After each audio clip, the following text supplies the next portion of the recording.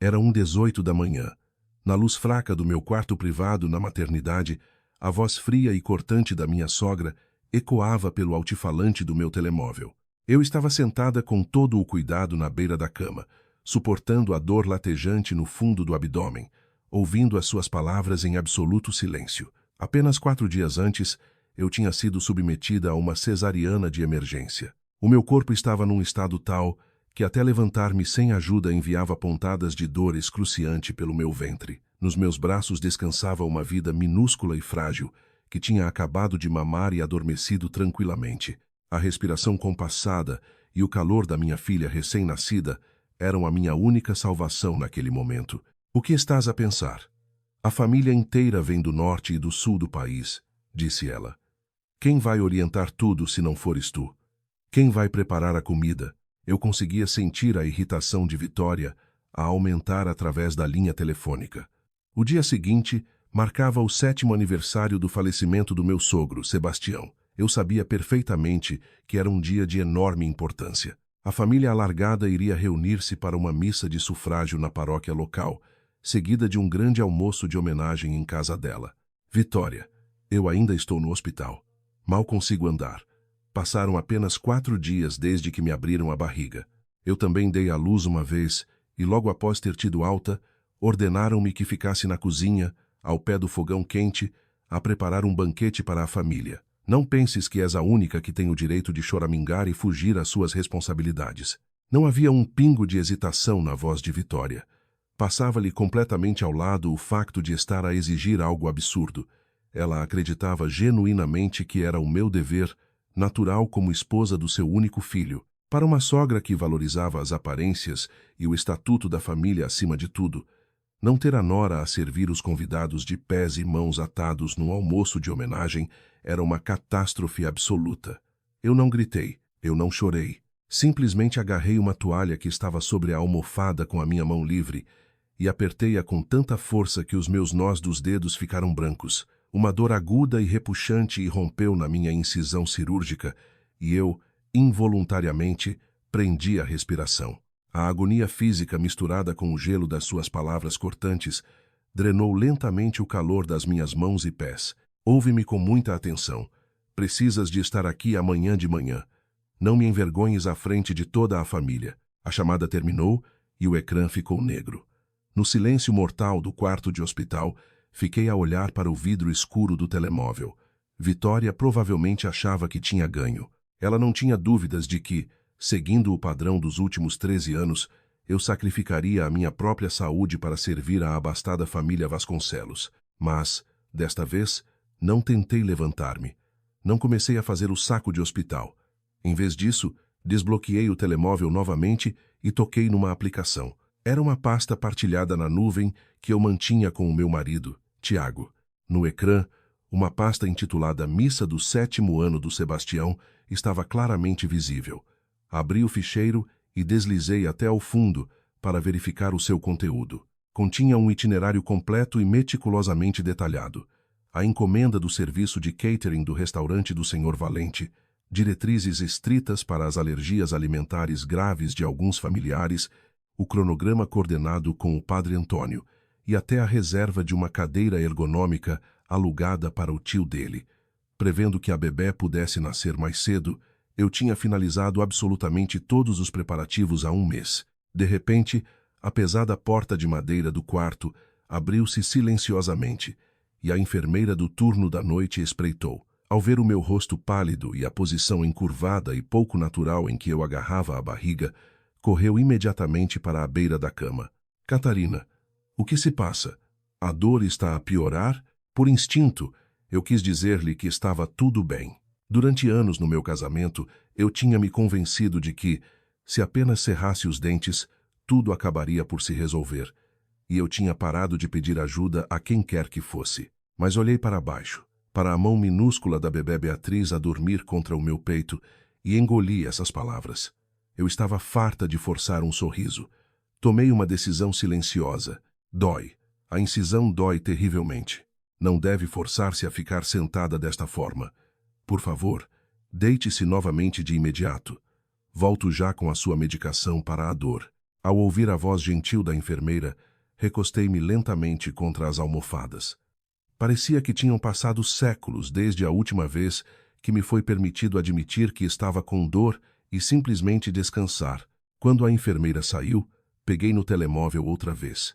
Comecei a escrever uma mensagem curta para o Tiago, que estava em casa a tomar conta da nossa filha mais velha. A tua mãe disse-me para ir para lá amanhã, logo de manhã, cozinhar. Mas eu não vou sair do hospital. Acrescentei mais uma frase. Todos os documentos e preparativos para a homenagem estão na pasta que partilhei contigo na semana passada. Por favor, faz as chamadas finais de confirmação. Quando carreguei em enviar, a hora no ecrã marcava 1h47 da manhã. Pousei o telemóvel na mesa de cabeceira e fechei os olhos. Vitória ainda não sabia que amanhã eu não poria os pés na sua cozinha imaculada. Tiago também não fazia ideia de que a pasta que estava prestes a abrir continha todo o trabalho invisível que eu andava a carregar nos meus ombros, sozinha e em segredo, durante 13 anos. Quando o amanhecer despontasse dentro de algumas horas e os familiares chegassem, as expressões nos rostos de todos iriam mudar drasticamente. Esse momento aproximava-se inexoravelmente. Os analgésicos fizeram efeito e caí num sono curto, mas profundo. Quando abri os olhos, a luz da manhã rastejava pelas persianas. Era uma manhã pacífica. Normalmente, a esta hora, eu estaria a atar apressadamente um avental na cozinha da Vitória, a preparar litros de café, a montar cadeiras dobráveis antes de os convidados chegarem e a afogar-me em preparativos. Agora, porém, eu estava rodeada apenas pelo zumbido rítmico dos monitores e pela respiração silenciosa da minha filha. Toquei suavemente na minha barriga. Os agrafos ardiam a cada micromovimento. Paradoxalmente, ao sentir essa dor, eu estava a recuperar a minha paz interior. Por que é que eu tinha assumido a organização de todos os eventos da família Vasconcelos sozinha durante 13 anos? Não foi porque queria ser elogiada como a nora perfeita. Não foi para bajular a Vitória. Tudo começou com as palavras do meu sogro, Sebastião, que faleceu há 6 anos. Foi durante o meu primeiro Natal, após casar com o Tiago. Os tios estavam sentados na sala de estar a beber vinho do Porto Vintage, enquanto as mulheres atarefavam-se na cozinha, pois servir as travessas e levantar os pratos sujos era considerado um dever exclusivamente feminino naquela casa. Então, o meu sogro entrou sozinho na cozinha. "Onde é que isto fica?" perguntou ele, arregaçando as mangas da sua camisa de cerimônia. Vitória entrou em pânico. "Sebastião, por favor, vai sentar-te. A cozinha não é lugar para ti." Ela tentou escorraçá-lo, mas ele abanou a cabeça com satisfação. "Ficar sentado só faz a minha barriga roncar. É uma festa na minha própria casa. Além disso, odeio estas festas em que as mulheres ficam presas na cozinha." Sebastião era um homem incrivelmente bondoso que detestava ser um fardo para quem quer que fosse. No entanto, um terror absoluto invadiu o rosto de Vitória. Um marido a ajudar na cozinha à frente da família alargada significava, para ela, uma mulher obcecada com os mexericos da missa de domingo e com as aparências, uma humilhação absoluta como esposa. "Eu faço isso. Por favor, volta para a sala de jantar." A voz de Vitória tornou-se afiada como uma navalha e a atmosfera na cozinha congelou por completo. Para salvar a situação, interpus-me imediatamente entre eles. "Vitória, eu levo isso. Não há problema nenhum." Forcei um sorriso e tirei os pratos pesados das mãos dele. Sebastião olhou para mim com uma profunda tristeza. "Desculpa, Catarina. Nós forçamos-te a isto. Essa voz ainda soa nos meus ouvidos hoje." Depois de Sebastião morrer, ninguém mais tentou ajudar a levantar os pratos. Sem dar por isso, eu preenchi completamente esse vazio para que os tios não se sentissem constrangidos e a Vitória não entrasse em pânico. Em cada reunião familiar subsequente, fui assumindo cada vez mais tarefas, antecipando as necessidades antes que elas surgissem.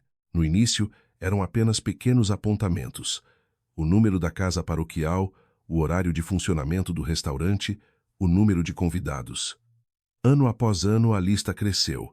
Alugar uma poltrona confortável com apoios de braços acolchoados, numa empresa de aluguer de eventos para o tio com artrite severa, supervisionar a dieta da tia com diabetes, porções separadas sem glúten para a minha sobrinha pequena, até reservar lugares de estacionamento perto do cemitério. Eu anotava cada detalhe num ficheiro partilhado no meu portátil, certificando-me de que ninguém se sentia esquecido ou ofendido. Era a minha forma de amor, a minha maneira de proteger esta família. Mas, ao longo do tempo, esse amor foi rebaixado à minha obrigação absoluta e inflexível. Porque eu tratava de tudo silenciosamente, as refeições chegavam a horas e as missas de homenagem decorriam sem contratempos. Vitória cimentou a sua falsa crença de que era a sua magnífica liderança matriarcal que garantia o sucesso. O meu marido, Tiago, nem sequer tentava reconhecer a existência destes preparativos.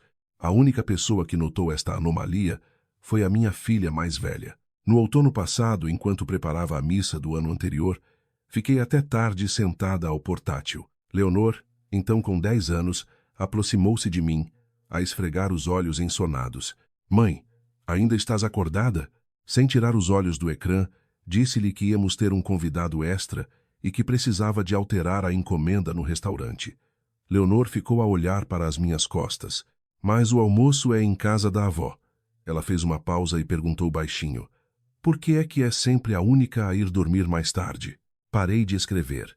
Apenas murmurei que todos os outros estavam ocupados com o trabalho.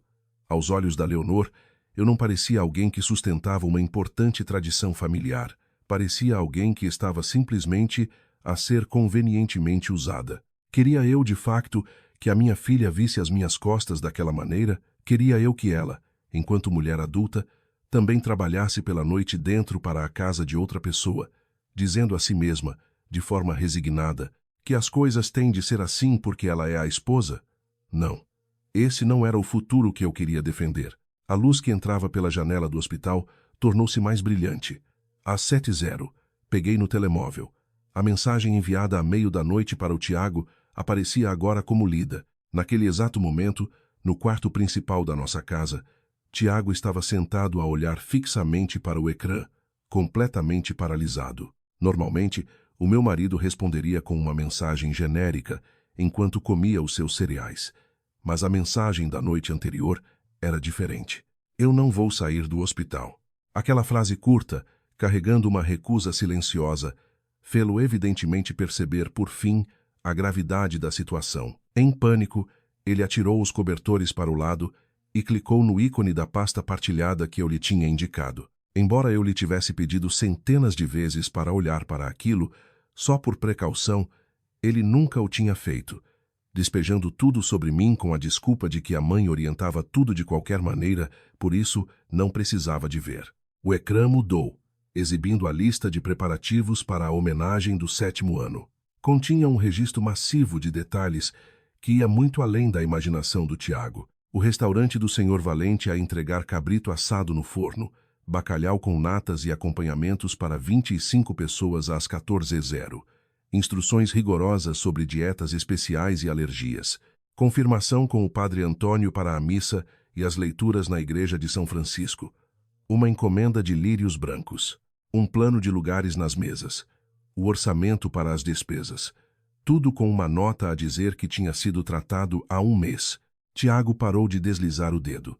A sua mulher, prevendo que pudesse estar indisponível, tinha preparado um plano perfeito para que tudo corresse sobre rodas. Apesar disso, ontem, a sua mãe tinha repreendido a sua mulher, exigindo que ela se arrastasse para a cozinha, e ele não tinha tentado impedi-la com firmeza. Ele engoliu em seco. Notou que a pasta continha arquivos não apenas deste ano, mas de vários anos anteriores. Natal, Páscoa, feriados dos Santos Populares. Abriu uma pasta aleatória de um aniversário anterior e viu algo inacreditável. Na coluna de pessoa responsável, ao lado de quase todas as tarefas, estava o nome Catarina. Fosse qual fosse a ocasião, ao lado das cansativas tarefas logísticas, estava sempre o nome da sua esposa. O nome do Tiago aparecia apenas em locais de alta visibilidade, como cumprimentar os convidados e pagar a fatura final. O nome de Vitória aparecia apenas ao lado de dar as boas-vindas à porta e acender a vela por baixo do retrato. Só agora, Tiago compreendia. Todas estas reuniões familiares, que eles achavam ser um sucesso graças à sua mãe, dependiam inteiramente do trabalho invisível da sua esposa. De repente, o telemóvel do Tiago vibrou. O ecrã iluminou-se com a palavra Mãe. Ele deslizou lentamente o botão verde. Sim, falou Tiago. Já estás a pé? Eram 7h10 da manhã.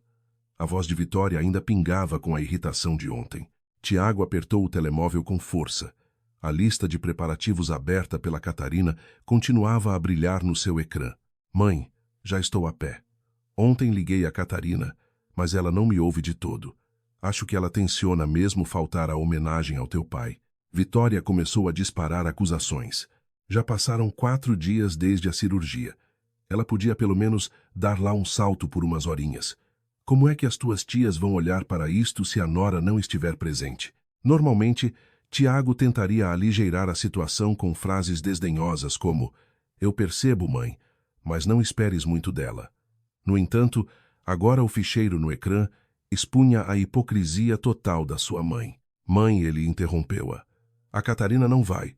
Fui eu próprio que lhe disse para não ir. Um silêncio pesado caiu do outro lado. Do que é que estás a falar? Quem vai preparar a comida, então? Como é que vou explicar isto à família? A maior preocupação de Vitória não era prestar tributo ao marido, mas sim como os parentes a iriam julgar. Ela estava aterrorizada que a sua imagem de anfitriã perfeita, apoiada por uma nora subserviente, entrasse em colapso.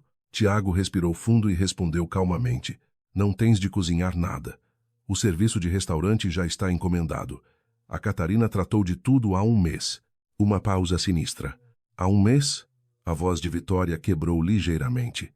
Almoço para 25 pessoas do Senhor Valente. Entrega às 14h. Refeições separadas para os miúdos e pratos dietéticos para o tio Gaspar também estão reservados. Tiago leu em voz alta a partir do ecrã. Não é tudo. Os detalhes da missa estão fechados, as flores estão encomendadas e as caixas de lembranças com pastéis de nata para os convidados estão prontas.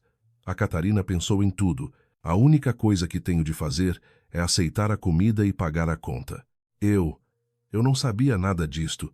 Ninguém me disse. Vitória não conseguiu esconder o choque. Não é que não soubesses.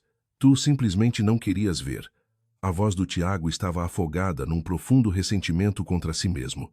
Eu também só olhei para esta pasta pela primeira vez ontem. A Catarina organizou tudo para que não houvesse problemas, caso ela ficasse no hospital. E tu ordenaste-lhe que se arrastasse para a cozinha. Vitória ficou sem palavras.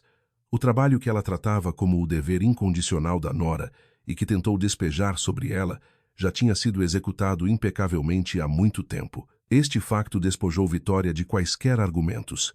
Então, não tenho de fazer mais nada. Ela espremeu as palavras, a sua voz soando terrivelmente impotente. Sim, mãe. Tudo o que tens de fazer é cumprimentar o padre. Eu trato do resto, disse o Tiago, e desligou. Exatamente à mesma hora, houve uma batida suave na porta do meu quarto de hospital. Catarina, estás acordada? A minha mãe, Lourdes, entrou. Desde o parto, ela andava a tomar conta da Leonor na sua casa e trazia-me coisas necessárias ao hospital todos os dias. Chegaste cedo, mãe. A Leonor ainda está a dormir. Hoje não tem escola, por isso deixei-a dormir até mais tarde. A minha mãe começou a arrumar roupas lavadas e toalhas no pequeno armário de forma enérgica. Ao olhar para o seu perfil, senti uma sensação repentina e profunda de paz invadir-me. Como é que te sentes? Conseguiste dormir um pouco ontem à noite? A mãe sentou-se à beira da cama e olhou atentamente para o meu rosto. Hesitei por um momento, mas decidi contar-lhe honestamente o incidente de ontem. A Vitória ligou. Disse-me para me arrastar até lá e preparar a comida. O rosto da minha mãe endureceu instantaneamente. A mãe tinha trabalhado durante anos como gestora do refeitório numa escola básica local. Ela conhecia o valor de preparar refeições para dezenas de pessoas, mas também sabia exatamente o quão esgotante esse trabalho era. Ouvir que uma sogra ordenava a uma mulher para estar numa cozinha no 4º dia pós-operatório fez-la compreender a crueldade profunda daquela exigência. Estás a pensar ir? A voz da mãe saiu baixa e calma, mas escondia uma raiva mais profunda do que se estivesse a gritar. Não vou, respondi com firmeza. Mas se alguma coisa correr mal, o Tiago pode não conseguir resolver. Por causa de um hábito de anos, o meu cérebro reverteu automaticamente para o modo de tenho de ajudar. No entanto, A mãe cortou o mal pela raiz. Isso agora é problema do Tiago. Ele que supervisione tudo. Ela pegou nas minhas mãos com as dela. Catarina, tu já fizeste mais do que o suficiente. Não tens de te incendiar viva para manter aquelas pessoas quentes nunca mais. As suas mãos mornas derreteram lentamente a tensão no meu peito. O teu único trabalho agora é proteger a tua bebé e recuperares. Não deves pensar em mais nada. Naquele momento, o meu telemóvel pousado na mesa de cabeceira começou a vibrar novamente, sinalizando uma chamada. O nome da Vitória iluminou o ecrã. Prendi a respiração. Deduzi rapidamente que a Vitória, após ouvir a verdade da boca do Tiago, estava completamente perdida e ligava novamente para despejar a logística de volta em mim. Quando estendi a mão para o aparelho, a mãe impediu-me. Eu atendo. Ela pegou no meu telemóvel e pressionou o botão verde. Estou sim. Notei como do outro lado Vitória vacilou por um segundo. Daqui fala a Vitória. És tu, Catarina? Não, fala a mãe da Catarina. A voz da minha mãe estava totalmente composta e irradiava um frio glacial. Oh, Dona Lourdes, importava-se de me passar a Catarina? Eu só queria perguntar um pequeno detalhe em relação à missa do Sebastião. Vitória estava evidentemente atrapalhada. Toda a sua arrogância impetuosa do dia anterior tinha evaporado, e ela parecia procurar nervosamente palavras de justificação. Vitória. A minha mãe interrompeu-a. A minha filha não vai a lado nenhum. Aquela única frase bloqueou completamente a minha sogra. Isso não é, de todo, da sua conta. Estes são assuntos internos da família Vasconcelos. Vitória tentou levantar a voz, mas isso não fez qualquer impressão na mãe. A minha filha foi submetida a uma cirurgia abdominal de grande porte há 4 dias. De acordo com as ordens médicas, ela tem de ficar rigorosamente na cama a descansar. As palavras da mãe cortaram as desculpas da Vitória como um bisturi. Por favor, discuta os assuntos da homenagem com o Tiago e não volte a contactar a minha filha. Após essas palavras, a mãe simplesmente desligou, sem emoções, sem gritos. Apenas a recusa mais poderosa e silenciosa de uma mãe a proteger o seu próprio filho. Mãe? Olhei para ela em choque. Havia problema em teres feito isso? Oh, deixa andar. Agora descansa. A mãe voltou a pousar o telemóvel na mesa, e o seu rosto regressou à habitual expressão gentil. Fechei os olhos. Eu nunca mais teria de forçar um sorriso em prol daquela casa.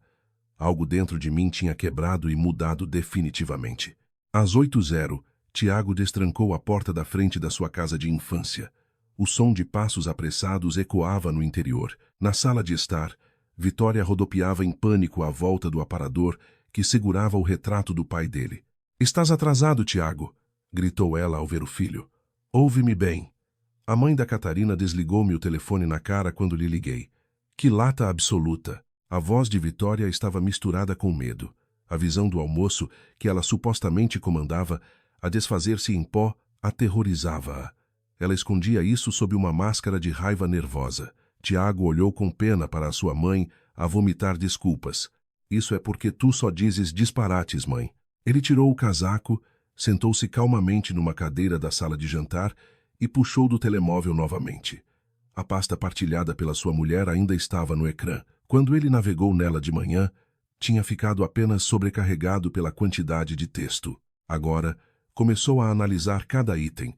Passando o dedo pelo ecrã, abriu um ficheiro chamado Protocolos, em caso da minha hospitalização repentina. Havia instruções incrivelmente detalhadas no interior. O que perguntar ao senhor Valente do restaurante, o número de telemóvel direto do Padre Antônio, os detalhes da fatura da florista, a lista de presenças, o mapa de lugares nas mesas, o dinheiro preparado em envelopes para as gorjetas. A mão do Tiago parou. Lá, bem no fundo do documento, estava uma frase. "Tiago, por favor, faz as chamadas finais de confirmação de tudo." A Catarina tinha feito tudo isto, antecipando que poderia acabar numa cama de hospital. Ela não organizou as coisas pensando que apenas ela as compreenderia. Deixou um protocolo de passagem de testemunho perfeito para que nenhum dos familiares sofresse. E o seu próprio marido nem sequer se tinha dado ao trabalho de clicar naquilo até ontem. Ele sentiu um nó apertar-se no estômago. "Para de olhar para esse telemóvel e mete-te a trabalhar." A mãe repreendeu-o. "Os convidados vão começar a chegar daqui a pouco." E a comida? Liga ao serviço de catering e implora para que, pelo menos, nos arranjem umas travessas de queijos e enchidos. Tiago ignorou-a e marcou o número guardado no documento. Pôs no altifalante e colocou o telemóvel no centro da mesa. Após alguns toques, alguém atendeu. Restaurante Valente. Fala o Valente. A voz familiar do dono do negócio local soou do altifalante. Daqui fala o Tiago Vasconcelos. Estou a ligar sobre a encomenda de hoje para a homenagem ao meu pai. Vitória susteve a respiração. Ah, senhor Tiago. A voz do senhor Valente soava notavelmente calma. Exatamente. O almoço para 25 pessoas. Entrega às 14h00. Está tudo em ordem. Tiago olhou de relance para a mãe. Viu a cor desaparecer-lhe do rosto. A missa é a 13h. Portanto, por favor entregue às 14h, conforme combinado. Com certeza absoluta, Tiago. A dona Catarina mencionou que, se a bebé nascesse mais cedo, o senhor assumiria o leme e confirmaria tudo.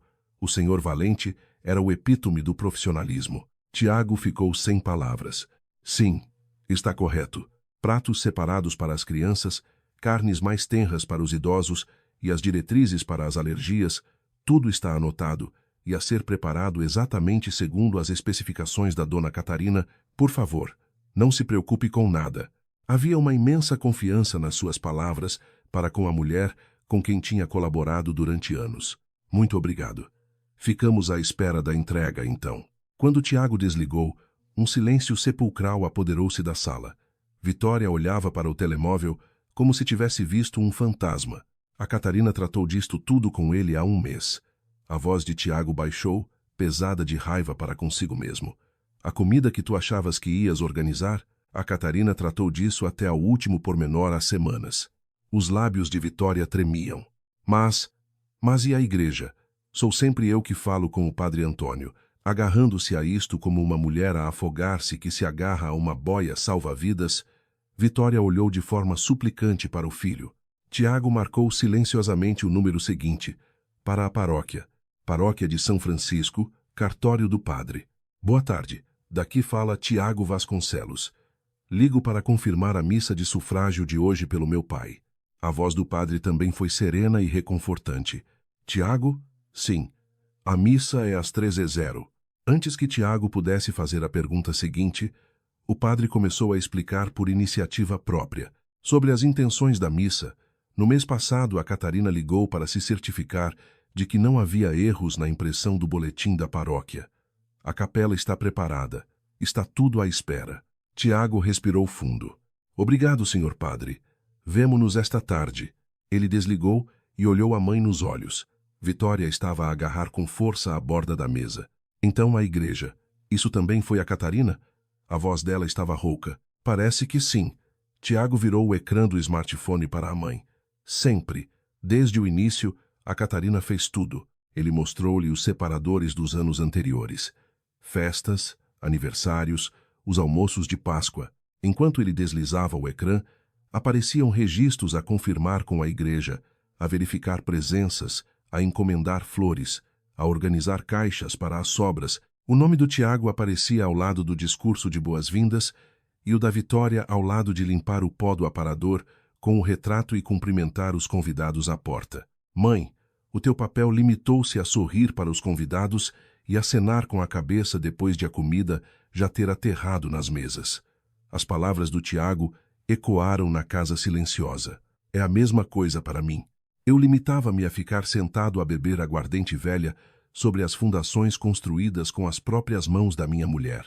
Vitória não conseguia desviar os olhos do nome da nora no ecrã.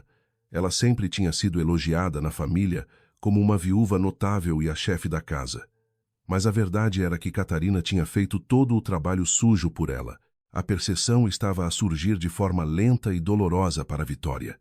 Quando ela tentou dizer alguma coisa, a campainha tocou. Bom dia. Acompanhados de um cumprimento alegre, chegaram os primeiros parentes. Tiago levantou-se devagar. Os convidados estão aqui. A Catarina não vem hoje. Olhou para a sua mãe pálida. Vamos provar a toda a família o que significa o almoço correr na perfeição sem ela. Alguns minutos depois, todos os familiares reunidos iriam aprender quão pesado era o trabalho invisível da Catarina. Um trabalho que nem ele nem a Vitória tinham alguma vez valorizado. Às 9h, o sol que entrava pela janela do hospital iluminava intensamente a roupa de cama branca. Amanhã, na enfermaria, decorria sem interrupções. Apenas se ouvia o choro distante de recém-nascidos noutro quarto e o ranger das solas de borracha do pessoal no corredor. Levantei ligeiramente a cabeceira da cama e envolvi as mãos numa chávena de chá quente. A cada mudança de posição, a ferida da cirurgia ardia como fogo vivo. Mas, agora mesmo, até essa dor parecia estranhamente distante. No berço ao meu lado, a pequena Beatriz dormia docemente, com os seus punhos minúsculos cerrados. De repente, o meu telemóvel na mesa de cabeceira vibrou. O número do Sr. Valente do restaurante piscou no ecrã. Fiquei levemente surpreendida. O Sr. Valente servia os eventos da família do meu marido desde que o Sebastião ainda era vivo. Sem exceção, era sempre eu a ligar-lhe com as instruções mais minuciosas. Pensei se algo teria corrido mal. Com uma leve ansiedade, atendi. Estou sim, fala a Catarina. Dona Catarina, peço desculpa por ligar tão cedo. A voz na linha não soava como se trouxesse más notícias. Era incrivelmente calorosa e amável. O Tiago acabou de ligar. Mencionou que a menina já tinha nascido. Os meus mais sinceros parabéns. Muito obrigada. Obrigado por ter ligado. Ora essa. Ao sabermos que acabou no hospital, ficamos bastante preocupados, mas não há ninguém como a nossa Catarina. A senhora deixou esta encomenda atada com um lacinho há 1 mês. Portanto, não há absolutamente nenhuma preocupação do nosso lado. Respirei de alívio. Parecia que o Tiago tinha realmente olhado para os ficheiros e assumido as funções. Senti-me aliviada por os preparativos para o encontro estarem a correr de acordo com o plano. Durante todos estes anos, a dona Catarina importou-se sempre com os detalhes de cada um dos convidados. O Sr. Valente continuou com uma nota de nostalgia. Eu sei que fazemos sem glúten para a mais pequenina e que os vegetais têm de ir muito bem cozidos para o tio mais velho. Quando olho para as suas listas, consigo literalmente ver quem se senta onde e com que sorriso vão comer. Quando ouvi aquelas palavras, algo apertou na minha garganta. O meu próprio marido, a minha sogra, nenhum dos familiares tinha alguma vez reparado nestes detalhes. No entanto, o Sr. Valente, observando-nos de fora, compreendeu perfeitamente e lembrava-se. Como não está hoje conosco, os rapazes na cozinha e eu estivemos a falar, disse o Sr. Valente, soando um pouco tímido. A senhora cozinhava sempre aqueles pastéis de bacalhau bem macios para o tio mais velho, não era? Nós tentamos recriar essa receita para ele. Juntamos como um extra gratuito, um pequeno mimo da casa. Portanto, por favor, não se preocupe com rigorosamente nada e apenas descanse. Fiquei sem palavras. Senhor Valente, agradeço-lhe do fundo do coração. Não é nada. É apenas o nosso pequeno presente para a mulher que manteve a festa toda de pé durante 13 anos. As melhoras. A chamada terminou. Fiquei a olhar para o ecrã escuro do telemóvel e lágrimas silenciosas escorreram-me pelo rosto. Não eram lágrimas de tristeza. Eram lágrimas quentes de alívio por alguém, um estranho, ter realmente visto a minha dedicação e o tempo que sacrifiquei. No entanto, essa paz desfez-se em pedaços alguns minutos depois, devido a uma mensagem que destruiu brutalmente o ambiente. Apareceu uma notificação do Tiago. Limpei as lágrimas e abri a conversa. Já liguei para todo o lado. Igreja e restaurante confirmados. A mãe percebeu o recado. Até aquele ponto, era apenas um relatório normal. Mas a frase seguinte gelou-me o sangue nas veias. Assumi a batuta, portanto, problema resolvido. O teu trabalho para o almoço está feito. Já não precisas de estressar com isto. Apenas descansa. O trabalho está feito. Aquela única palavra perfurou o meu coração como um espinho. Para o Tiago, estas eram provavelmente palavras gentis e cuidadosas. Não te vou sobrecarregar mais, portanto descansa, a sua forma desajeitada de simpatia. Mas para mim, soou a algo inteiramente diferente. Durante 13 anos, eu nunca considerei aquilo o meu trabalho. Eu pensava em nós como uma família. Como nora do Sebastião, eu desdobrava-me em esforços para que todos se sentissem bem, para que ninguém se sentisse excluído ou com fome. Filo por amor e empatia. Enquanto isso, para o meu marido, era apenas um conjunto irritante de tarefas. Um marcar rotineiro de números de telefone com base numa lista, uma atividade que qualquer pessoa poderia fazer tão bem quanto eu. Os meus 13 anos de afeto e sacrifício reduzidos, na mente dele, a uma tarefa mecânica. Apertei a chávena com mais força. Um pouco de chá quente entornou-se na minha mão, mas o frio do abismo a abrir-se no meu coração era mais forte. As minhas mãos começaram a tremer. Eu não gritei. Não mandei nenhuma mensagem ao meu marido cheia de raiva. Simplesmente virei o telemóvel com o ecrã para baixo em silêncio e pousei-o na mesa de cabeceira. Tens razão. O meu trabalho para ti está oficialmente terminado, sussurrei para o vazio. A minha mãe, sentada ao meu lado, olhou com preocupação. Catarina, o que aconteceu? Estás terrivelmente pálida. Não é nada, mãe. Sorri-lhe calmamente. O Tiago assumiu todos os meus deveres. Portanto, parece que já não sou necessária para nada por lá. Ao olhar para a minha expressão, a mãe compreendeu tudo. Não disse nada. Apenas me esfregou suavemente as costas. Eu nunca mais voltarei àquela casa para festas de família. Naquele momento, a decisão endureceu e transformou-se em certeza absoluta. Por volta das 11h, mais familiares começaram a chegar à casa dos Vasconcelos. A primeira a passar pela porta foi a tia Teresa, irmã do falecido Sebastião, uma mulher na casa dos 60, famosa pelo seu olho incrivelmente clínico. Bom dia, Vitória, Tiago. Cheguei um bocadinho mais cedo. Teresa sondou a sala de estar assim que entrou. Vitória foi imediatamente ao seu encontro com um olhar triunfante. Ah, Teresa, bem-vinda. A Catarina não está conosco este ano, por isso estou a organizar tudo sozinha. Tenho trabalhado que nem uma moura. Vitória esqueceu-se convenientemente dos factos atirados à sua cara pelo próprio filho há apenas algumas horas, e começou a desempenhar o papel de anfitriã perfeita e atormentada perante a família. Fui eu que assumi os telefonemas para o restaurante e para a igreja. Por isso está tudo controlado.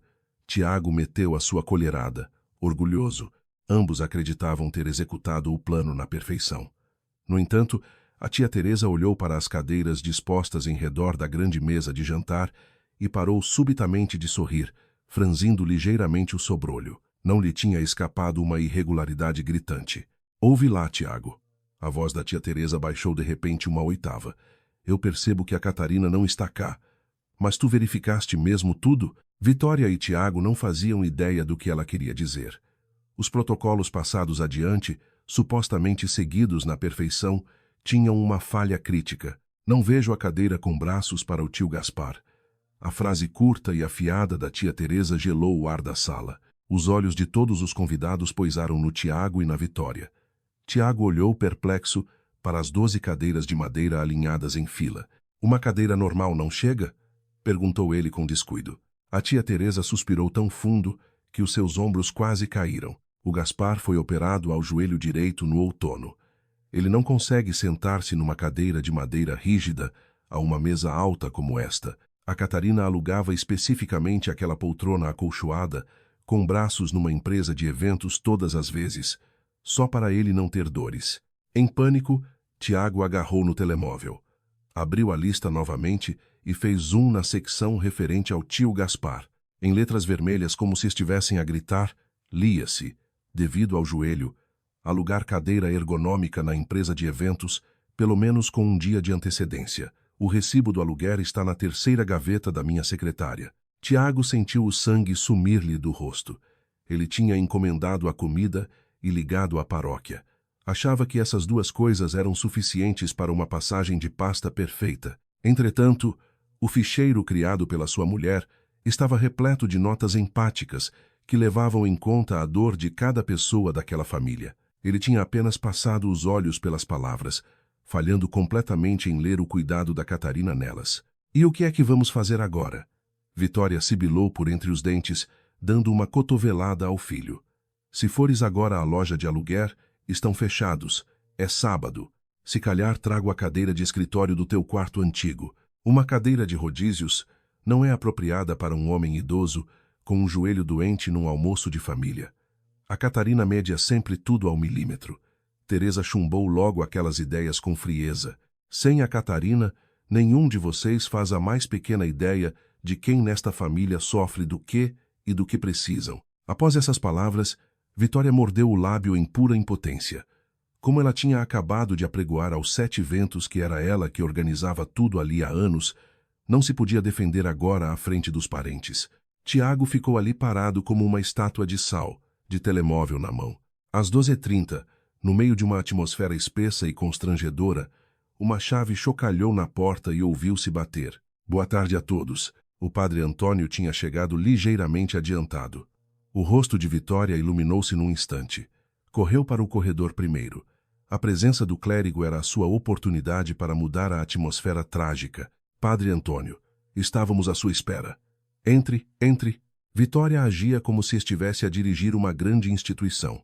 Conduziu o padre até a sala de estar, indicando um lugar junto ao aparador com um retrato e uma cruz de prata. A mulher do meu filho teve de ir para o hospital este ano, sabe, senhor padre?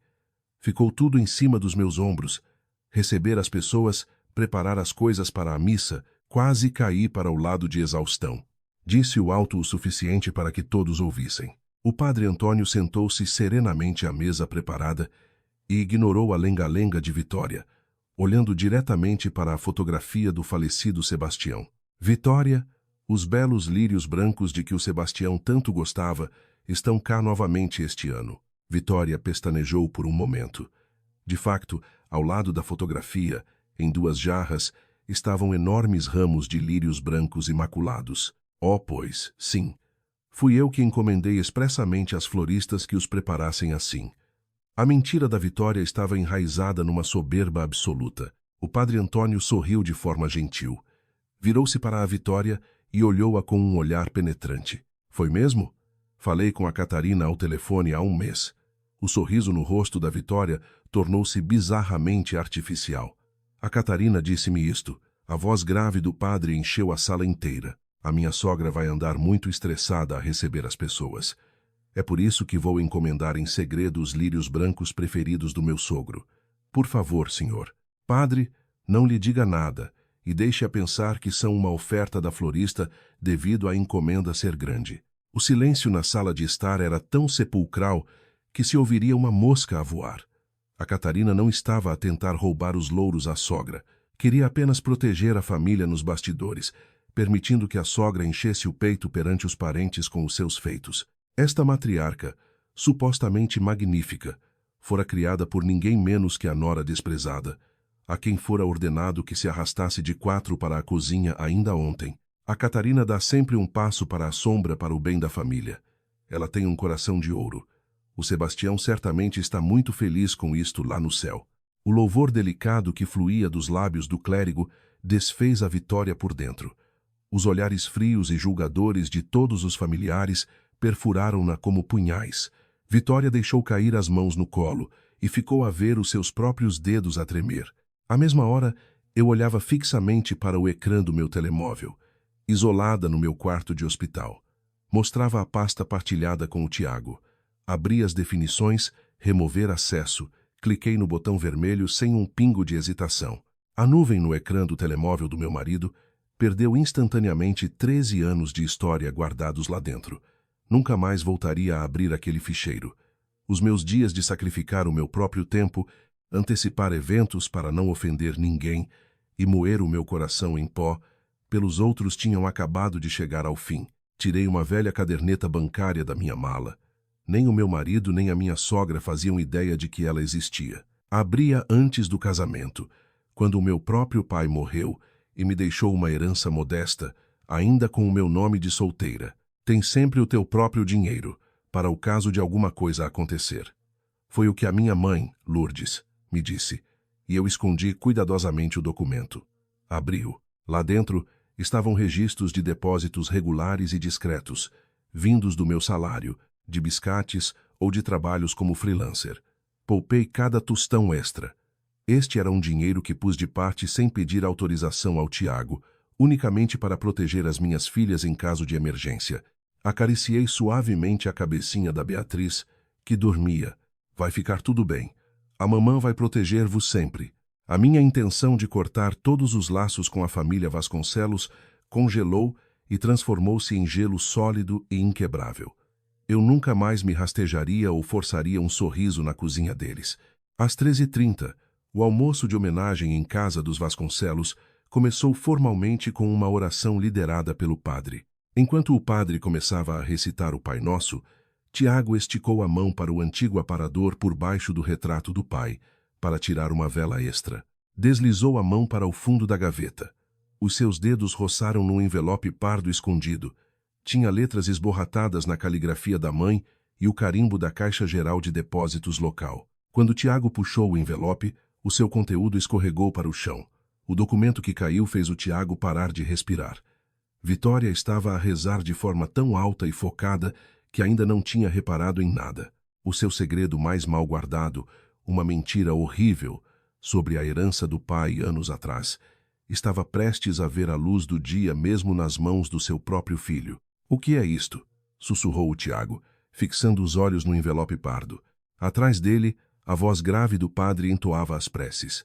Os familiares tinham os olhos fechados e as cabeças curvadas, mas nenhuma palavra da oração chegava já aos ouvidos do Tiago. O envelope tinha o logótipo da Caixa Geral de Depósitos. Lá dentro estava o comprovativo de uma conta poupança e um pedaço de papel dobrado ao meio. No papel constava a caligrafia familiar do pai. A sua mão devia estar a tremer muito por causa da idade e da doença. Mas a mensagem era clara. A pensar no futuro da Leonor, confio este dinheiro a Catarina, que apoia a nossa casa com tanta bravura. Não contem nada disto à Vitória. Sebastião. As mãos do Tiago começaram também a tremer. Os documentos eram de há 6 anos, datados de apenas 3 semanas antes da morte do seu pai. O valor era de 30.000 euros. Sebastião, vendo o quão duro a Catarina trabalhava e preocupando-se com a neta Leonor, secretamente, nas costas da própria mulher e ignorando o filho irresponsável, decidiu deixar este valor à nora. Mas a Catarina nunca tinha mencionado uma palavra sobre isso. Se ela soubesse, ter-lhe-ia dito imediatamente. Só havia uma conclusão possível. Depois da morte do pai, Vitória estava a arrumar as recordações no aparador, encontrou a carta e escondeu o dinheiro para si mesma, sem dizer uma palavra a Catarina. Tiago desviou seu olhar ardente para as costas da mãe, encurvada em oração. Vitória limpava teatralmente o canto dos olhos com um lenço, desempenhando o papel de viúva desgostosa para os tios. Aquelas mesmas costas pareceram-lhe, de repente, a coisa mais nojenta do mundo. Em vez de gratidão para com a nora que o sustentava, a mãe pisou a última vontade do pai e escondeu o dinheiro para castigar a mulher do Tiago. Tudo pelas aparências e por maldade. Às 13h50, a oração terminou e os familiares começaram a deslocar-se da sala para a grande mesa de jantar alargada. Travessas elegantes e a escaldar com o cabrito assado e o bacalhau com natas preparados pelo senhor Valente apareceram na mesa. No entanto, um frio aterrador pairava na sala. Gaspar, peço imensa desculpa. Sem a Catarina este ano, simplesmente não tive cabeça para esses pormenores. Vitória forçou um sorriso com falsa simpatia, dirigindo-se ao tio Gaspar, acabado de ser operado ao joelho. Tiago tinha-lhe trazido a cadeira da secretária do seu antigo quarto de adolescente. Com as costas rígidas e uma altura completamente desadequada para a mesa de jantar, o tio sentou-se encurvado em agonia. Não te preocupes com isso, Vitória. Vou arranjar maneira de comer. O tio Gaspar fora sempre compreensivo, mas a exaustão era visível no seu rosto. A tia Teresa deu um gole de chá preto e suspirou ruidosamente. Se a Catarina cá estivesse, o Gaspar não teria de sofrer desta maneira. Quebrou o silêncio com um murmúrio, apontado diretamente ao ouvido da Vitória. Vitória estremeceu e o seu rosto retorceu-se, mas ela não podia responder torto à frente de toda a família. Tiago assistia a tudo com completa dormência. Ainda anteontem, ele teria saltado em defesa da mãe, tentando salvar a atmosfera com uma piada. Mas o peso do envelope pardo escondido no bolso interior do seu casaco, de fato fê-lo calar-se para sempre. Entretanto, no hospital, comecei a arrumar o meu tabuleiro de almoço com um sorriso nos lábios. A comida do hospital era insonsa, mas para mim, naquele momento, era um banquete digno dos deuses. O relógio tinha acabado de passar do meio-dia. A esta hora, eu estaria normalmente a encher os copos dos convidados com vinho do Porto e a fazer o terceiro bule de café. Durante 13 anos, Nunca me sentei uma única vez para comer a mesma refeição quente com eles. Num almoço de homenagem murmurei para mim mesma, a olhar para o céu azul lá fora. O meu lugar era à beira do lava-loiça da cozinha, a engolir apressadamente as sobras raspadas das travessas. Catarina, como nos sentimos? A enfermeira da tarde entrou no quarto com um sorriso carinhoso.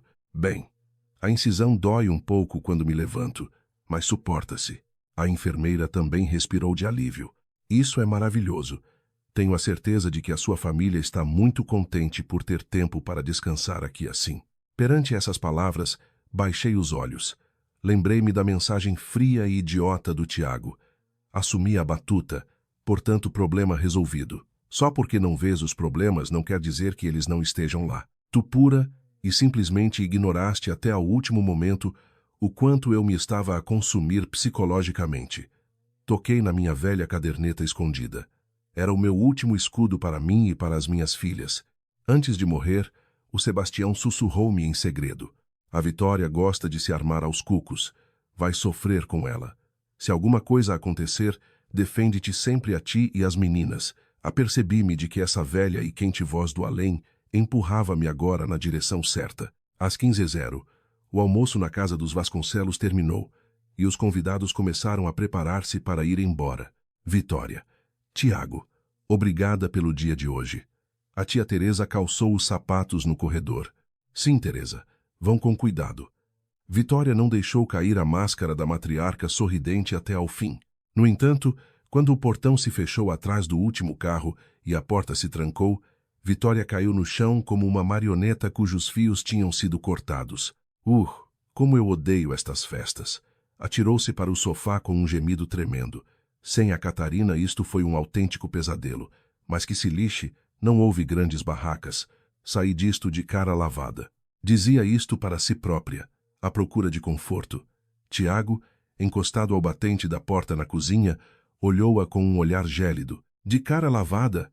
Achas a sério que saíste disto de cara lavada? O tom de voz do Tiago fê-la dar um salto. Valha-me Deus. Então não. Demos de comer a todos. Estava tudo elegante para o padre Antônio. Vitória lançou-lhe um olhar irritado. E tu limitaste-te a fazer meia dúzia de chamadas. Depois estiveste para ali sentado o tempo todo.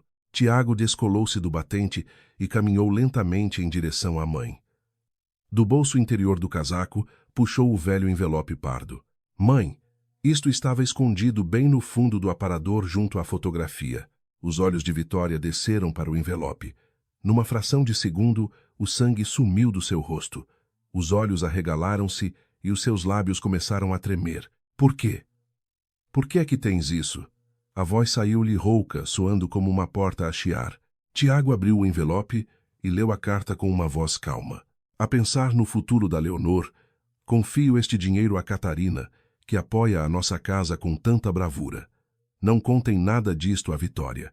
Um silêncio mortal e aterrador desceu sobre a sala de estar. Tiago olhou para a mãe como se ela fosse uma estranha. Mãe, o pai deixou isto a Catarina. Tu escondeste-nos isto durante 6 longos anos, não foi?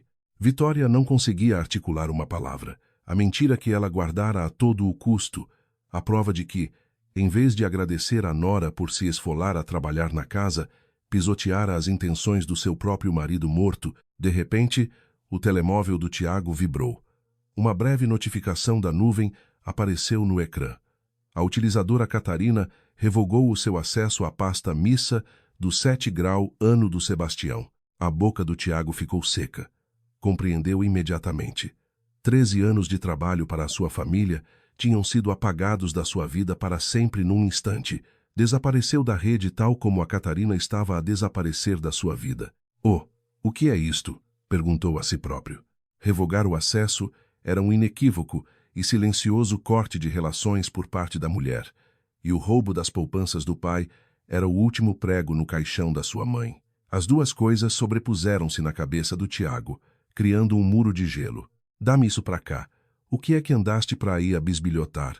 Sentada no sofá, Vitória viu o envelope nas mãos do filho, ficou lívida e atirou-se para a frente. Isso estava na gaveta do teu pai. Devolve-me. É meu. Vitória atirou-se, de garras de fora, em direção às mãos dele. Tiago empurrou-a bruscamente. Mãe, o pai escreveu preto no branco que isto é para a Catarina, para o futuro da Leonor. Não é o teu dinheiro. Vitória congelou. Tinha os olhos esbugalhados e a boca tremia de histeria. Eu digo-te que isso é um absurdo, guinchou com a voz trêmula. Por que é que só a Catarina é louvada? Por que é que a Catarina fica com o dinheiro? Passei a minha vida inteira a servir esta casa. A voz de Vitória quebrou-se contra as paredes da sala limpa e vazia.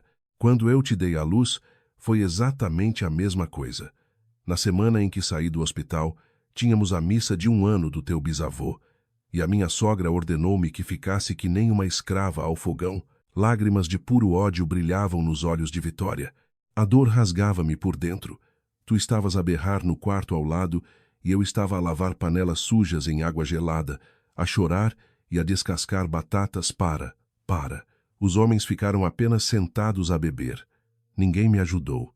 As palavras cuspidas da boca de Vitória atingiram tudo. Era um grito da sua própria dor e da injustiça que experimentou na sua juventude. Eu cerrei os dentes. Se eu conseguia aguentar, a Catarina também tinha de o fazer. Por que carga de água é que ela agora tem o direito de ficar sentada a descansar enquanto eu tenho de ver? Não é justo. Ao ouvir as palavras da mãe, Tiago sentiu um nojo genuíno. A sua mãe não estava a defender qualquer tradição familiar. Não queria saber de receber os convidados condignamente. Ela queria pura e simplesmente, a qualquer custo, projetar a sua própria dor e humilhação de juventude sobre a geração seguinte de mulheres da família. Se eu aguentei, tu também tens de sofrer. Essa maldição e essa inveja tóxica eram o motor central de toda a sua existência. Mãe, a voz de Tiago retumbou, ameaçadora. O que tu fizeste com o dinheiro do pai chama-se puro roubo. Vitória ofegou. Ainda bem que a Catarina não sabia deste dinheiro. Se ela tivesse descoberto mais cedo, teria tido todo o direito de chamar aqui a polícia. Tiago tocou no ponto mais fraco. Mãe, tu que tens tanto terror do que as vizinhas e as amigas vão dizer. O que é que a família e o padre Antônio vão pensar quando descobrirem que roubaste a tua própria neta e a tua nora? Aquele argumento funcionou como uma sentença de morte. Estar na mira do julgamento alheio era a coisa mais aterrorizadora debaixo do sol para a Vitória. Ela perdeu a força nas pernas e caiu silenciosamente no chão. Na tarde do dia seguinte, Tiago caminhou a passos pesados pelo corredor do hospital. Agarrava o envelope pardo na mão. Bateu devagarinho na porta e ouviu um calmo "pode entrar", dito pela voz da Catarina. Quando entrou, viu Catarina a acariciar suavemente a mãozinha da Beatriz, que dormia. "Como é que te sentes?" perguntou ele, de forma rígida. Catarina olhou para ele e voltou imediatamente o olhar para a filha. "Estou medicada, portanto aguenta-se." Não havia raiva na sua voz, mas também não havia tristeza. Soava como alguém a falar com um estranho na rua. Tiago desabou na cadeira de visitas com uma sensação de derrota. "Ouve, peço desculpa pela mensagem de ontem. Fui um idiota sem pensar." Catarina não mudou de expressão. Tiago, hesitante, tirou o envelope do bolso. "Encontrei isto ontem a seguir ao almoço, lá no fundo da gaveta do pai." Pousou o documento do banco e a carta do Sebastião na mesa de cabeceira. Catarina pegou no papel com surpresa e começou a ler a caligrafia trêmula do sogro. "A pensar no futuro da Leonor, confio este dinheiro a Catarina, que apoia a nossa casa com tanta bravura. Não contem nada disto à Vitória." Quando os seus olhos tocaram nas últimas letras, lágrimas do tamanho de ervilhas começaram a rolar-lhe pela cara. Nem quando a sogra lhe ordenou que se arrastasse para a cozinha, nem quando o marido tratou o seu amor como um turno de trabalho despachado, ela deitou uma única lágrima. Mas esta carta desajeitada do seu falecido sogro tornou-se a validação total da sua aprovação de 13 anos. "Sogrão." Catarina tapou a boca com as mãos, apertando o papel contra o peito, e começou a soluçar. "Pensei que ninguém nunca tinha reparado em mim. Estava convencida de que ninguém nunca me iria agradecer. E afinal, este homem apreciou-a verdadeiramente." Tiago observava as lágrimas da mulher e percebeu a sua própria idiotice completa. Não eram lágrimas por causa de receber dinheiro. Eram lágrimas de profundo alívio por, nesta família tóxica, pelo menos uma pessoa a ter tratado como um ser humano digno de respeito. Ele decidiu rapidamente capitalizar o momento. "Catarina, sinto muito. A minha mãe escondeu isto. Vou infernizar-lhe a vida. Vou obrigá-la a vir aqui e pedir-te desculpa de joelhos. Catarina limpou suavemente as lágrimas. Olhou para o marido com o olhar de quem já sabe tudo. Prometo-te que, daqui para a frente, serei eu próprio a ajudar-te com estas coisas todas. Não te vou deixar sozinha com isto. Vou deitar a mão nas tarefas também. Tiago achou que tinha consertado o problema. Sentiu que esta demonstração de remorso tinha acertado na Mouche, e que a Catarina, dócil e boa, lhe perdoaria tudo. No entanto, Catarina, devagar e com asco, abanou a cabeça. Tiago, tu continuas sem perceber uma única palavra do que aconteceu. O seu tom ressoou pelo quarto como aço. Tiago paralisou. Mas eu estou a dizer que te vou ajudar. É uma missa na casa da tua família, Tiago. Por que lógica é que chamas a isso minha responsabilidade e meu trabalho que tu, de forma benevolente, vais ajudar a fazer? Nos olhos de Catarina, que o fitavam diretamente, não restava uma sombra de docilidade ou submissão. Além disso, estás redondamente enganado se achas que eu quero quaisquer desculpas da tua mãe. Esticou a mão para o telemóvel.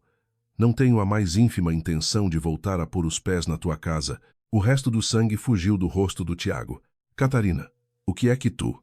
Assim que tiver alta do hospital, pego na Beatriz e vou direitinha para a casa da minha mãe. Sou eu que trato da transferência da Leonor para o outro agrupamento de escolas. Não havia sequer uma fração de segundo de dúvida na sua voz. Quando leu a carta do Sebastião e confirmou que as suas ações não foram um erro, ganhou força. A força para abandonar um lugar onde era tratada como um conveniente eletrodoméstico multiusos. Tiago não se conseguiu levantar da cadeira. Percebeu demasiado tarde que o coração da sua mulher voara para centenas de quilômetros de distância a escassos instantes. Naquela mesma noite, o toque de um smartphone ecoou pelas paredes da silenciosa casa dos Vasconcelos, tirando uma Vitória destroçada do seu torpor. Ao ver o nome no ecrã, estremeceu com força. Era a pessoa que mais temia naquele momento. A tia Teresa, que tinha exposto a sua incompetência de forma impiedosa durante o almoço. Vitória atendeu a chamada com o dedo a tremer. Vitória, ainda estás a pensar em pingir-nos as tuas mentiras? O tom excepcionalmente gélido de Teresa chegou aos ouvidos de Vitória. Vitória tentou imediatamente salvar as aparências, levantando a voz. Teresa, mas do que é que estás para aí a falar? A homenagem correu às mil maravilhas. Foi sereno unicamente porque a Catarina tratou de todo o trabalho em segredo, nas costas de todos, certo? A tia Teresa não estava com meias palavras. No carro, a caminho de casa, discutimos tudo, a família inteira. Vitória, tu não fazias ideia de qual era a ementa, nem de quem se sentava onde, ou de onde é que apareceu aquela cadeira para o Gaspar. Fizeste de ti mesma a chacota total. O coração da Vitória batia com tanta força que quase lhe saltava pela boca. Claro, ninguém disse nada em voz alta, mas ninguém é estúpido. Durante anos escondeste-te atrás das costas da Catarina e fingiste ser a gloriosa chefe de família. Não, nada disso. Quando o Sebastião faleceu, eu prometi que assumiria as rédeas. Vitória começou um rol de desculpas patéticas, mas Teresa cortou-a a meio. Tu pensas sempre única e exclusivamente na forma como os outros te veem. E foi por isso que rebentaste com aquela rapariga até ao tutano. O Sebastião sempre se preocupou que, mais cedo ou mais tarde, a Catarina iria pagar por isso com a saúde. O Sebastião odiava esse teu traço de personalidade asqueroso. Vitória perdeu a última das suas forças. Ela achava que tinha enganado todos com a sua perspicácia. Acreditava que as tias e os tios veneravam a sua capacidade de organização. Afinal, concluiu que eles sabiam a verdade desde o início e simplesmente ignoravam o assunto, olhando para ela com pena. Que nunca mais te passe pela cabeça tratar a Catarina como uma criada. É só isto que tenho a dizer-te. A chamada terminou e o som contínuo e impiedoso da linha cortada soou no altifalante. Vitória sentou-se na escuridão e irrompeu num choro histérico, esquecida do facto de estar numa casa vazia. O seu castelo de orgulho e a sua fachada artificial, construída nas costas de outra mulher, tinham acabado de se reduzir a pó. Exatamente à mesma hora, Tiago abriu a porta do seu próprio apartamento. Sabia que ninguém lhe iria responder. A Leonor estava em casa da avó Lourdes. Um silêncio ensurdecedor reinava no apartamento. Descalçou-se e entrou na sala. Estava tudo limpo e arrumado como sempre, mas Tiago sentiu algo excepcionalmente perturbador. Parecia pouco natural, como se alguém tivesse aspirado o cheiro e a energia de um lar vivo do espaço. Cheio de medo, abriu o roupeiro no quarto principal. A maioria da roupa da Catarina estava nos cabides, mas quando observou com mais atenção, os seus casacos de inverno preferidos e as malas caras tinham desaparecido. Tiago começou a vasculhar freneticamente a estante da sala onde guardavam os documentos mais importantes. Os contratos do Tiago, as suas escrituras e os papéis do apartamento estavam intocados. No entanto, os registros de saúde, o boletim de vacinas e exames da Leonor e as apólices de seguro importantes da Catarina tinham se esfumado no ar. Tiago desatou a suar frio. A Catarina tinha sido levada de casa de ambulância para uma cesariana de urgência há apenas 4 dias. Embora a Lourdes tivesse passado por lá para ir buscar coisas para o hospital, ela não tinha qualquer motivo para roubar os processos médicos à pressa. A conclusão: a Catarina andava a transferir secretamente os papéis mais importantes para a casa da mãe já há semanas. Tiago caiu de joelhos junto ao armário. A Catarina não tinha tomado aquela decisão influenciada pelas emoções do dia anterior. Ela andava a preparar a sua independência face a ele há meses, para poder sair porta fora a qualquer momento. Lembrou-se de uma imagem das últimas semanas. A Catarina sentada à noite a trabalhar no portátil. Quando ele lhe atirou um indiferente obrigado por tratares da missa, a Catarina tinha lhe perguntado sem virar a cabeça do monitor: Tiago, o que é que farás se eu, de repente, já não estiver cá? Ele, sem tirar os olhos de um jogo no telemóvel, tinha respondido com desdém: despejo tudo em cima da mãe. Haja saúde que a malta desenrasca-se.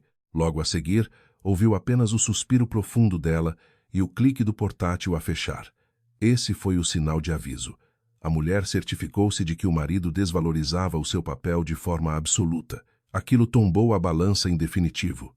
Na gaveta, ele encontrou um caderno simples e antigo. Abriu-o com as mãos a tremer.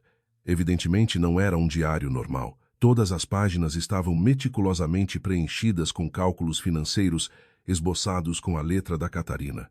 Dinheiro poupado para a Leonor. Simulações do custo de vida para 2 crianças criadas por uma mãe solteira. Procedimentos legais necessários para mudar uma criança de escola. Formulários para alterar o médico de família. O coração do Tiago falhou uma batida. Era um plano frio, pragmático e sem emoções para o cortar da vida da família, com base nas finanças secretas da sua mulher. Mas o pior ainda estava para vir. Um papel caiu da última página do caderno. Não era apenas um pedido formal de divórcio normal. Isso seria demasiado simples. Era a impressão de uma carta de aviso prévio para a ação judicial elaborada por um escritório de advogados. Isto significava que um advogado já tinha preparado toda a via formal para pôr fim ao casamento deles. Catarina, estás a falar a sério? A voz de Tiago soou patética na sala de estar vazia.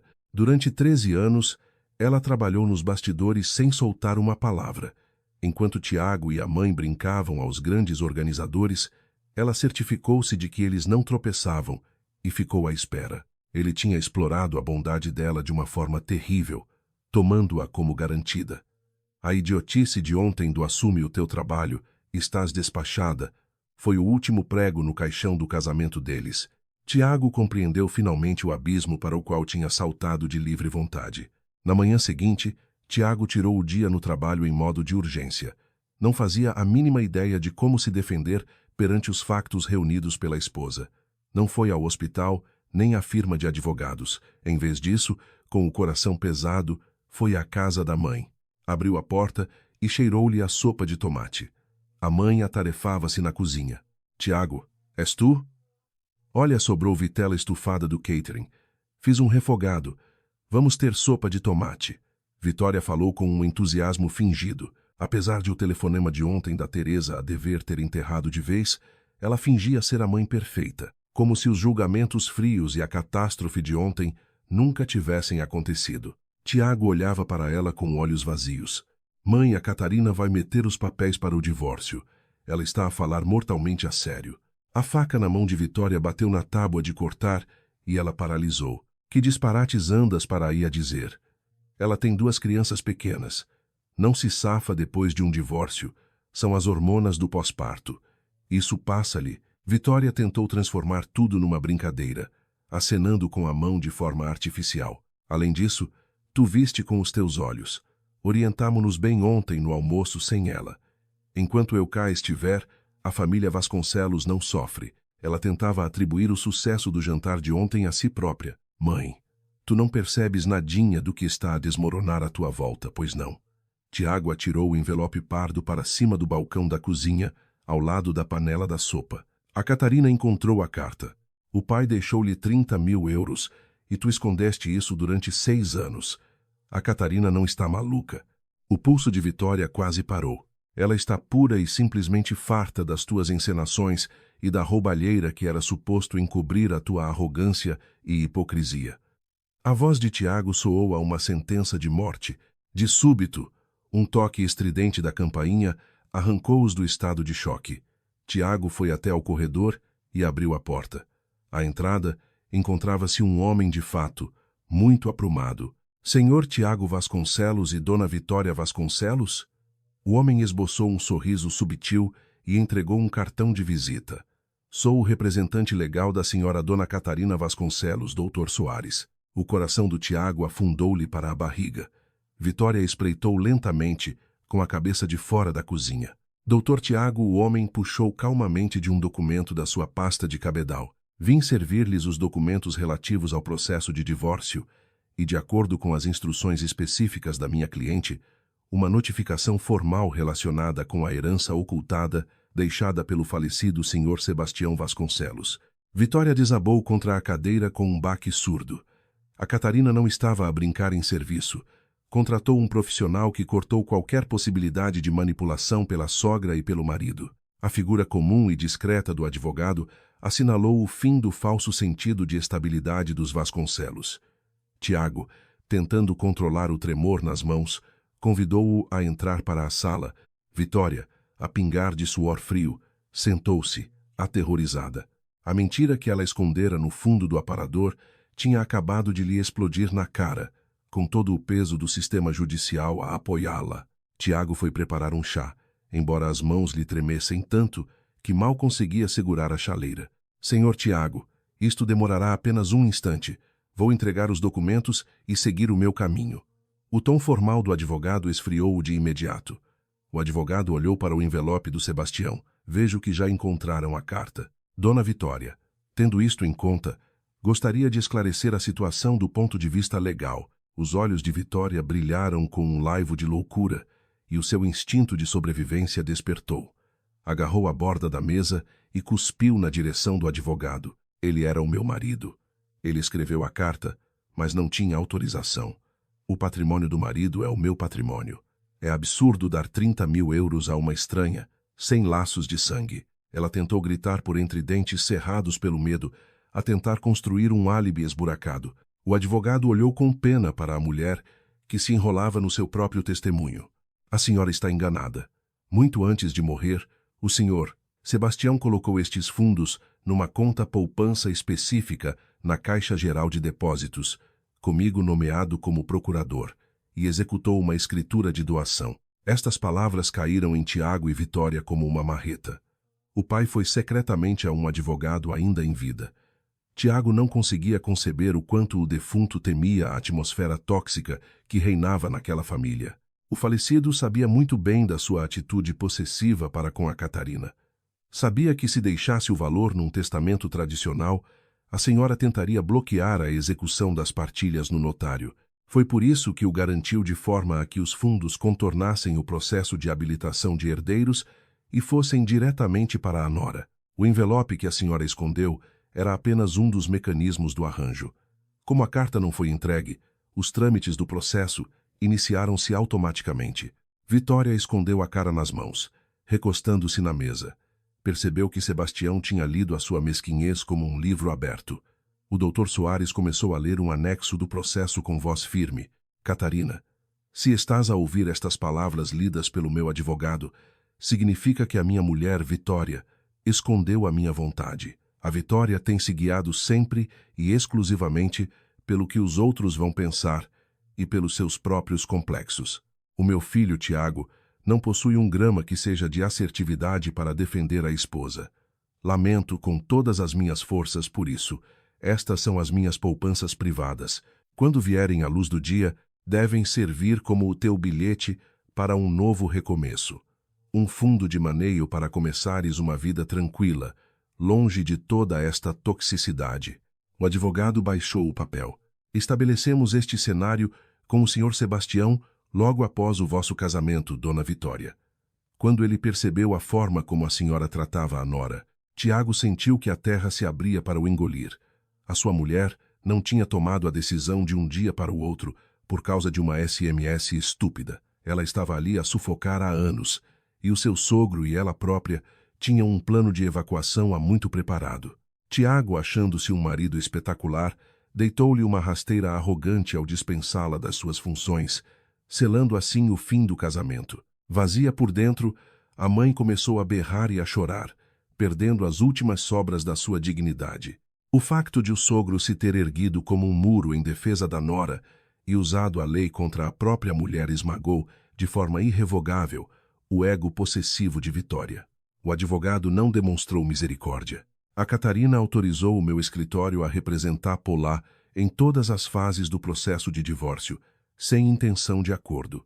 Deslizou os papéis na direção de um Tiago de olhos marejados. Aqui encontrará o pedido de divórcio, o requerimento para a partilha dos bens do casal, a notificação para a libertação imediata dos referidos 30.000 euros e um pedido de guarda partilhada com residência exclusiva da Leonor e da Beatriz, atribuída à minha cliente. Para além disto, a Catarina sublinha que não deseja categoricamente manter qualquer contato direto com nenhum dos senhores. Qualquer tipo de comunicação far-se única e exclusivamente através do meu escritório. Ao ouvir aquelas palavras, o coração de Tiago quase parou. Naquele mesmo instante, o telemóvel, que estava no silêncio, vibrou. Era uma mensagem da sogra, Lourdes. Todas as coisas da Catarina e das meninas foram encaixotadas ontem. Já estão cá em casa e aqui vão ficar. Não nos contactes. Os assuntos burocráticos tratam-se com o advogado. As mãos de Tiago tremiam. A Catarina preparou cirurgicamente o terreno para se mudar para o seu porto de abrigo durante a reunião com o advogado. Deixou-lhe o apartamento completamente despido, Sr. Tiago Vasconcelos. O advogado puxou-o de volta à realidade. Conforme consta do documento, a Catarina solicitou uma medida cautelar de proibição de contacto. Agradeço que cumpra as diretrizes até a data da audição em tribunal. Mas eu sou o pai das minhas filhas. Vamos apenas falar, clamou ele suplicante, perdendo as forças. O advogado abanou a cabeça. Teve 13 anos para conversar. O senhor próprio reduziu o papel da sua mulher à função de uma máquina executora de tarefas e sem alma. Aquelas palavras arrasaram por completo o Tiago. Apercebeu-se de que tinha perdido tudo por culpa própria. Por volta das 15h, no quarto de maternidade maravilhosamente iluminado, olhava pela janela para o verdejante das árvores lá fora. Sentia uma paz indescritível. O meu telemóvel vibrou com uma notificação de nova mensagem. Era do Dr. Soares. Documentos entregues. Notificados relativamente à herança. Êxito total. Proibição de contacto em vigor. Ao ler este seco relatório legal, larguei toda a bagagem que andava a carregar. 13 anos debaixo da bota de uma sogra tóxica, a cerrar os dentes para salvaguardar a imagem da família. Apoiada pela justiça civil, despedacei de vez aquelas correntes. Sorri para os meus botões. Ao meu lado, no berço, a Beatriz remexeu-se com doçura, tocando nos meus dedos enquanto dormia. Agora, nunca vou deixar que baixes a cabeça a quem quer que seja, sussurrei à minha filha mais nova. Quando cresceres, não vais viver ditada pela inveja doentia de velhas mulheres amarguradas. Vais ser tu, e com inteligência, a dona da tua própria vida. Eu prometo-te. A minha decisão não nasceu da pura maldade ou do desejo de vingança. Estava genuinamente assustada com o que aquela casa poderia fazer às minhas filhas, caso elas herdassem essa cadeia geracional de humilhação. Ao cortar os laços, Eu estava a salvá-las de uma vida de submissão forçada. Às 15h30, a porta do meu quarto abriu devagar. Vi o rosto sorridente da minha mãe, Lourdes, e logo atrás surgiu a Leonor. Mãe! A minha filha atirou-se de mansinho para os meus braços, iluminando o quarto todo. Como é que correu a escola, querida? Perguntei, fazendo-lhe festinhas no cabelo. Mãe, tem calma. Foi brutal. A casa da avó é muito mais fixe. A Leonor transbordava de alegria. A minha mãe acenou com a cabeça, com um olhar cúmplice, confirmando que a evacuação do nosso velho apartamento tinha sido um sucesso sem falhas. Lamento termos tido de nos mudar tão depressa e a socapa. Importas-te de ter menos espaço por lá? Perguntei a Leonor com uma ligeira preocupação. A minha filha disse que não com a cabeça. Nada mesmo. Pelo menos na casa da avó não tenho de te ver sentada em frente ao computador pela noite fora, toda estressada. Agora nós as três vamos ficar a ver filmes à noite. A honestidade dela lavou qualquer resquício de dúvidas que eu ainda pudesse ter. A minha filha pressentia na perfeição o ambiente tóxico em que andávamos a viver e acolheu o nosso salvamento com enorme alívio. Tens toda a razão, meu amor. Daqui para frente, vamos viver em paz. Passei-lhe a mão pelos cabelos no quarto do hospital. O sítio onde, até ali, eu nunca fora capaz de descansar de verdade, sem sentir o peso da culpa. Finalmente, sentia-me segura. O telemóvel começou a tremer novamente. Era o Tiago a ligar. Apenas ontem, eu teria deixado tudo cair por causa do terror de discutir. Hoje, sem sequer piscar, recusei a chamada e desliguei o aparelho. Os ecos do passado tinham-se finalmente calado. Tiago, irado de fúria, saltou para o carro e guiou como um desvairado e de forma imprudente, menosprezando os avisos do advogado. Correu porta dentro até a entrada do serviço de urgência de obstetrícia, contudo, o segurança barrou-lhe a passagem. Senhor Tiago Vasconcelos? O homem com o dístico ao peito observou-o com gelo no olhar. Temos instruções precisas por parte da dona Catarina e da sua representação legal para não lhe permitir o acesso à enfermaria. Por favor, queira abandonar o recinto do hospital. Tiago ficou cravado no chão. As suas próprias palavras ditadas no dia anterior, o teu trabalho está feito, tinham-se virado contra o feiticeiro. Ou o senhor se retira, ou chamo a PSP. O tom do segurança não admitia argumentos. Pela primeira vez na vida, Tiago viu-se à margem do sistema, carimbado com o rótulo de invasor perigoso. Mas eu sou o marido dela, o pai. Deixem-me falar com ela, berrou ele de forma patética, deitando todas as aparências por terra. A decisão é irrevogável. Queira, por favor, sair. Derrotado e humilhado até ao tutano, Tiago deu costas ao hospital, regressando ao seu carro a ferver debaixo de sol. Desabou em lágrimas de completa fraqueza, apoiando a testa no volante. A sua mãe andava a afogar-se na teia das próprias mentiras. Ele ia regressar a um apartamento virado do avesso e vazio.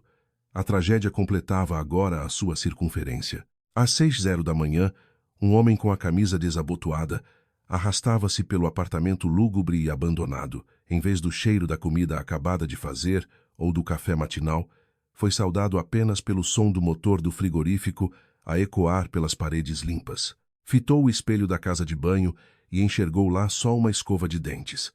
Os pertences das suas meninas de ouro já lá não estavam. Agarrou a borda do lavatório e atirou água fria para a cara. Percebeu a absurdidade tenebrosa em que se afundara por ter aniquilado de forma tão implacável o amor da mulher, que por longos 13 anos blindara o núcleo familiar face às loucuras e manias da sua mãe de forma submissa e em silêncio. Em vez de lhe dar colo, disse-lhe sempre que não tivesse ataques de birra e respeitasse as lérias da sua mãe. O seu próprio orgulho parvo levou à hecatombe. Sentou-se na sala de jantar à mesa, que ostentava agora os papéis do divórcio. Leu as alíneas frias, despidas de alma, bem como as exigências que reclamavam o reembolso das contas poupança ocultas. Catarina não fez aquilo por cobiça. Pegou no dinheiro unicamente para alvejá-lo de frente na cara da hipocrisia da vitória, mostrando que o finado Sebastião via na nora a sua única portadora de confiança de sangue. O mar de mentiras da Vitória jazia em ruínas, revelando à sua rede familiar quem era a fera por trás da máscara. Com as duas mãos trêmulas, Tiago abriu a aplicação de mensagens para lhe teclar uma súplica final desesperada. Perdoa-me, meu amor. Daqui para a frente, assumo a gestão de toda e qualquer logística, debaixo das tuas ordens, sem me queixar de coisa alguma. Suplico-te uma nova e última chance. Antes de carregar e enviar, brotou-lhe um suor gelado na testa. Ao rascunhar o debaixo das tuas ordens, punha mais uma vez e eternamente nos ombros dela o fardo de ser ela a gerente-geral das duas vidas deles.